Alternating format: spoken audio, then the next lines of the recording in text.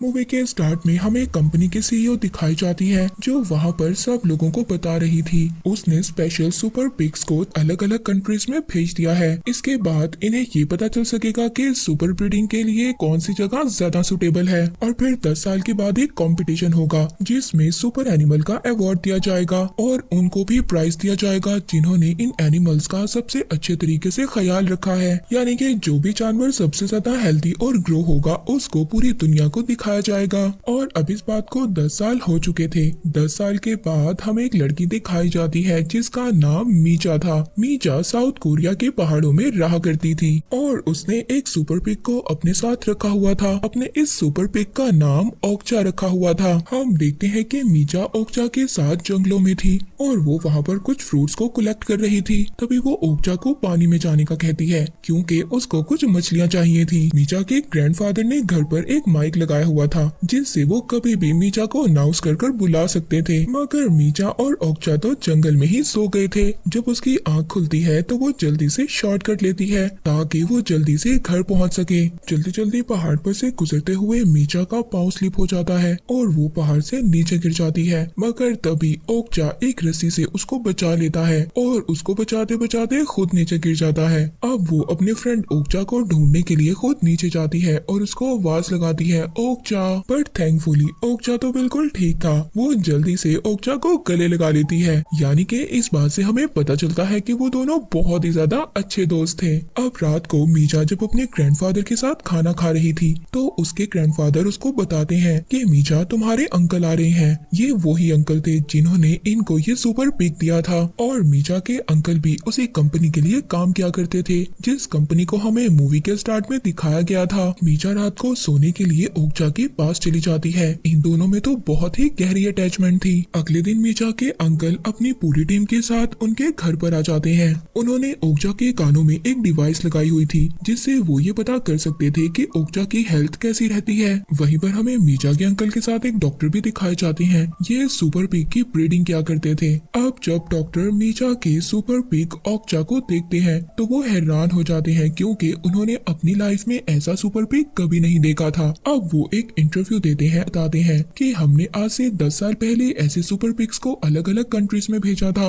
और अब तक हमने ओक्चा जैसा सुपर पिग नहीं देखा। अब इसीलिए सुपर एनिमल का खिताब मीचा और उसके ग्रैंडफादर को मिल जाता है। वो डॉक्टर मीचा के ग्रैंडफादर से पूछते हैं कि आपने इस सुपर पिग को कैसे रखा, ये इतना हेल्थी कैसे है। तो ग्रैंडफादर बताते हैं कि हमने इसको खुले पहाड़ों में छोड़ दिया और जो भी कोई नेचर के करीब रहेगा वो तो हेल्थी रहेगा ही। ग्रैंडफादर मीचा को उसके पेरेंट्स की ग्रेव पर लेकर आते हैं। वहाँ पर वो उसको एक गोल्ड का पिग देते हैं। मीचा कहती है कि ग्रैंडफादर आप ये मुझे क्यों दे रहे हैं। तो वो बताते हैं कि फिलहाल ओक्चा तुमसे दूर जा रहा है। मगर मीचा अपने ग्रैंडफादर से कहती है कि हमने तो ओक्चा को खरीद लिया था तो ये लोग ओक्चा को कैसे ले जा सकते हैं। मगर ग्रैंडफादर मीचा को कहते हैं कि मैंने तुमसे झूठ बोला था, ओक्चा हमारा कभी भी नहीं था। ये सुनकर मीचा बहुत ज्यादा उदास हो जाती है। मीचा के ग्रैंडफादर बताते हैं कि आज रात कॉर्पोरेशन कंपनी वाले उसको एक अलग डिपार्टमेंट में रखेंगे और फिर उसको अमेरिका ले जाएंगे। अब ये सुनकर मीचा बहुत ज्यादा उदास हो जाती है। वो अपने ग्रैंडफादर से गुस्सा थी कि उन्होंने आज तक उसको ये सच क्यों नहीं बताया। वो जल्दी से घर की तरफ भागती है। जब वो जाकर देखती है तो वहाँ पर तो कोई भी नहीं था। वो लोग ओक्चा को ले जा चुके थे। वो जल्दी से भागती है, रोड की तरफ जाती है मगर वो देखती है कि ओक्चा को तो गाड़ी में ले जा चुके थे। इसके बाद वो दोबारा से घर आती है। वो अपना गोल्ड का पिग लेती है और कुछ पैसे लेती है। वो अपने ग्रैंडफादर को कहती है कि मैं ओक्चा को बचाऊंगी। मगर उसके ग्रैंडफादर कहते हैं कि बेटा उसको दूसरों का खाना बनना है, ये उसकी डेस्टिनी है और तुम और मैं इस चीज को नहीं बदल सकते। मगर मीचा नहीं रुकती। वो जल्दी से भागती है और ट्रेन में बैठ जाती है।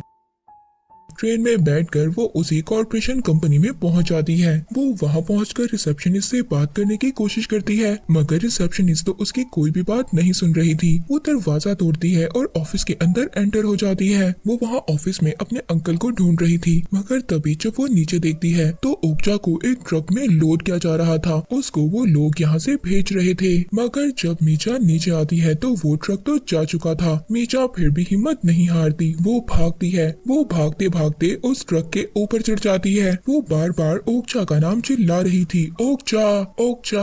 ओक्चा भी उसकी आवाज सुन लेता है। पर तभी हम वहाँ पर एक और ट्रक को देखते हैं। उस ट्रक में दो आदमी बैठे हुए थे जिन्होंने मास्क पहना हुआ था। वो उस ट्रक वाले को कहते हैं जिसमें ओक्चा था, सुनो हमारी बात, हम कोई टेररिस्ट या डाकू नहीं है, आप ट्रक को प्लीज रोक दीजिए, हमें आपसे कुछ काम है। मीचा के अंकल जो उस ट्रक में बैठे थे और ट्रक ड्राइवर उन लोगों की बातें सुनकर हैरान थे कि आखिर ये लोग कौन हैं। अब जब ट्रक एक टनल में पहुंचता है, वही आदमी जो मास्क पहनकर बैठे हुए थे वो ओक्चा वाले ट्रक को रोक लेते हैं और ओक्चा को बाहर निकाल लेते हैं। मीचा दूर खड़ी ओक्चा का नाम बुलाती है। ओक्चा जब मीचा को देखता है तो जल्दी से उसकी तरफ जाता है और मीचा को अपने ऊपर बिठाकर वहाँ से भाग जाता है। वो लोग भागते हुए टनल से रोड पर आ गए थे और फिर एक अंडरग्राउंड मॉल में आ जाते हैं। वहीं पर उनका पीछा मास्क पहने हुए लोग भी कर रहे थे। भागते भागते मीचा और ओक्चा की हालत बहुत ज्यादा खराब हो जाती है। पर तभी ब्लैक मास्क पहने हुए आदमी उनको ट्रक में बिठाकर ले जाते हैं। अब वो मीचा को बताते हैं कि वो ALF हैं, यानी कि वो लोग एनिमल लिबरेशन फंड से हैं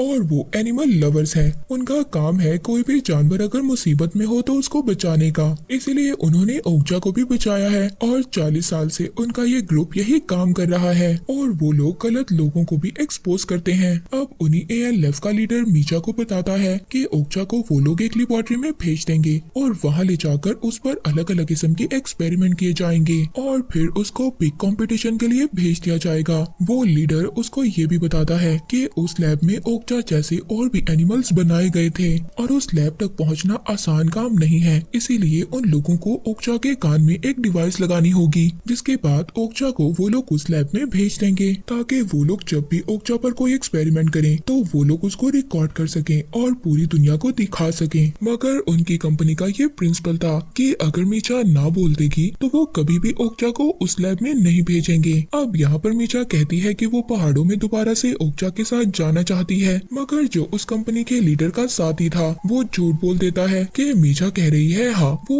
इस एक्सपेरिमेंट के लिए तैयार है। और अब वो लोग ओक्चा के कानों में डिवाइस लगा देते हैं, खुद पानी में कूद जाते हैं मीचा और ओक्चा को वहीं पर छोड़कर। वहाँ पर पुलिस आ जाती है। अब इन सब की वजह से उस कॉर्पोरेशन की बहुत ज्यादा बदनामी हो चुकी थी कि कैसे कॉर्पोरेशन वाले एक बच्ची और उसके दोस्त को अलग कर रहे हैं। ये सब देखकर कंपनी की CEO एक प्लान करती है, जो हमारा कंपटीशन होने वाला है हम इस कंपटीशन में मीचा और ओक्चा को दोनों को मिला देंगे, जिससे हमारी कंपनी की बदनामी भी नहीं होगी और दुनिया के सामने उनकी कंपनी का नाम बिल्कुल ठीक हो जाएगा। फिर हम आसानी से अपना काम निकाल सकते हैं। इसके बाद मीचा के जो अंकल थे जो इस कंपनी में काम किया करते थे वो मीचा को अपने साथ न्यूयॉर्क लेकर जा रहे थे। कंपनी के कहने पर मीडिया वाले उनकी बहुत ज्यादा पिक्चर्स ले रहे थे ताकि वो ये शो करवा सके वो मीचा और ओक्चा को ले जाकर मिला सके। प्लेन में मीचा इंग्लिश की बुक भी पढ़ती है ताकि उसको थोड़ी सी इंग्लिश आ सके। इसके बाद हमें ओक्चा को दिखाया जाता है जिसको लैब में भेज दिया गया था।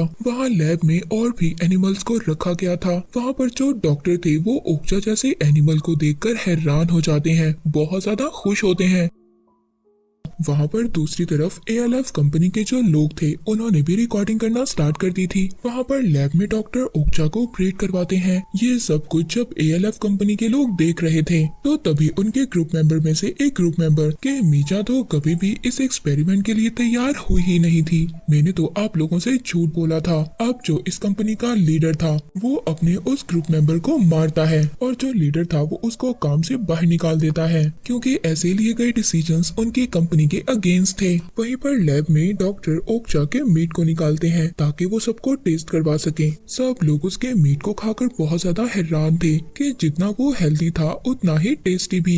उधर मीचा को फोर्स किया जा रहा था कि जल्दी से रेडी हो जाओ। तभी उसके रूम में उसी कंपनी का हेड आता है जो उसकी हेल्प कर रहे थे। वो बताता है कि उसने और उसके सभी साथियों ने प्लान कर लिया है। मीचा तुम फिक्र नहीं करो, हम तुम्हें और तुम्हारे फ्रेंड ओक्चा को बचा लेंगे और इस कॉर्पोरेशन को एक्सपोज भी कर देंगे क्योंकि उनके पास लैब के सारे एक्सपेरिमेंट्स की रिकॉर्डिंग आ चुकी है। उधर बाहर उस कंपनी ने अपने इवेंट को शुरू कर दिया था। वहाँ पर मीचा को लाया जाता है और अनाउंस किया जाता है कि मीचा को ओक्चा से मिलाया जाएगा, मगर ओक्चा मीचा को नहीं पहचानता कि वो उसकी फ्रेंड है। वहीं पर दूसरी तरफ उस कंपनी ने सभी वीडियोस उस डॉक्टर की ऑन कर दी थी जो वो लैब में जानवरों पर एक्सपेरिमेंट किया करता था। तभी वहाँ पर जो लोग थे वो बहुत ज्यादा नाराज हो जाते हैं और उस डॉक्टर पर अटैक करते हैं। वहाँ पर ओक्चा भी आउट ऑफ कंट्रोल हो गया था। वो मीचा पर अटैक कर रहा था, मगर तभी जो एएलएफ कंपनी का हेड था वो मीचा को बचाने के लिए ओक्चा को मारता है। पर तभी मीचा वो रॉड रोक लेती है, क्योंकि मीचा ये नहीं चाहती थी कि उसके फ्रेंड को किसी भी तरह का नुकसान हो। तभी मीचा वहाँ पर ओक्चा को देखती है और उसके कान में कुछ कहती है। वहाँ पर जो दूसरी तरफ इस कंपनी के सीईओ थी, उसके हाथों से सब कुछ जा चुका था, इसीलिए वो अब इस कंपनी का कंट्रोल अपनी ट्विन सिस्टर को दे देती है, जिसका नाम नैन्सी था। नैन्सी की पहुंच बहुत दूर तक थी। सीईओ की जो बहन थी वो कुछ आर्मी ऑफिसर्स को बुलाती है और एएलएफ के लोगों को पकड़ने के लिए भेज देती है। वो सभी लोग मीचा और ओक्चा को लेकर अपने ट्रक की तरफ भाग रहे थे, पर वो ऑफिसर्स एक एक कर सबको पकड़ रहे थे। ऐसा लग रहा था कि अब मीचा और उस कंपनी का लीडर भी पकड़ा जाएगा। पर तभी वहाँ पर वो ग्रुप मेंबर जिसने मीचा के बारे में झूठ बोला था कि वो ओक्चा के एक्सपेरिमेंट के लिए मान गई है, वो वहाँ पर गाड़ी ले आता है। मीचा और अपने लीडर को बचा लेता है। उधर जो नई सीईओ नैन्सी थी, उसने अपनी बहन के सभी एक्सपेरिमेंट्स को बंद करवा दिया था और उस लैब को भी। उसके बाद उसने सभी एनिमल्स के स्लॉटर का ऑर्डर दे दिया था, यानी कि हर अब सुपर पिग को काट कर खाने के लिए बेच दिया जाएगा। उधर मीचा रात को इस कॉर्पोरेशन की फैसिलिटी में जाती है, जहाँ पर हजारों की तादाद में पिग्स को रखा गया था। वहाँ पर मीचा अपने ओक्चा को ढूंढ रही थी और मीचा के साथ एएलएफ कंपनी का हेड भी था। तभी मीचा की नजर पड़ती है। ओक्चा को भी स्लॉटर के लिए ले जाया जा रहा था। वो अंदर जाकर जब देखती है तो सुपर पिग्स के मीट को प्रोसेस किया जा रहा था। तभी वहाँ पर उसको ओक्चा भी नजर आ जाता है। एक आदमी ओक्चा को मारने ही वाला था, लेकिन मीचा अपनी और ओक्चा की उस आदमी को पिक्चर दिखाती है और वो उससे रिक्वेस्ट कर रही थी कि प्लीज ओक्चा को मत मारो। तभी वहाँ पर नैन्सी और उसके सिक्योरिटी गार्ड्स भी आ गए थे। सिक्योरिटी गार्ड्स आते ही सार एएलएफ कंपनी के हेड और उसके साथी को पकड़ लेते हैं कि प्लीज मुझे और ओक्चा को जाने दो। तभी नैन्सी गुस्से में बोलती है कि वो मेरी प्रॉपर्टी है और ये सब कुछ एक बिजनेस है और कुछ भी नहीं। इनका मीट मार्केट में डिमांड पर है, इसमें मैं क्या करूं? इनकी जिंदगी की कीमत हमारे लिए सिर्फ पैसा है। वहाँ पर एएलएफ कंपनी का हेड भी नैन्सी से रिक्वेस्ट कर रहा था कि प्लीज ओक्चा और मीचा को मिलने दो, उन्हें जाने दो।